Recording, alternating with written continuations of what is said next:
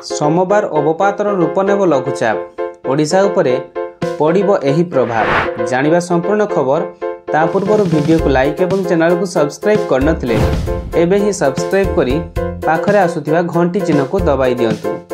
आसुची लघुचाप दक्षिण पूर्व बंगोपसागर रे लघुचाप क्षेत्र सृष्टि हेबाकु थिबा बेले 25 तारिख अर्थात सोमवार बेळकु एहा अवपातर रूप नेब।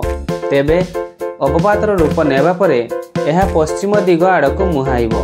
तेबे सबुठार बड़ कथा हेउछि लघुचापर प्रभाव ओडिशा उपरे पड़िबो नाही, किंतु आसंता 28 तारिख जाए राज्यर किछि स्थान रे कां भां वर्षा होई पारे बोली कहिसंती आंचलिक पाणीपाग विभाग। सूचना अनुसार आसंता 4 दिन राज्य में प्राय पाग सुखिला रहिबो।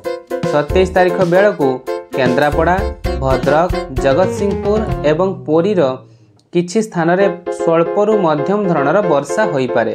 अन्यपटे 28 तारिख रे केन्द्रापड़ा, कोरापुट, जगतसिंहपुर एवं मालकानगिरी रे स्वल्परु मध्यम धरणर वर्षा हेबो।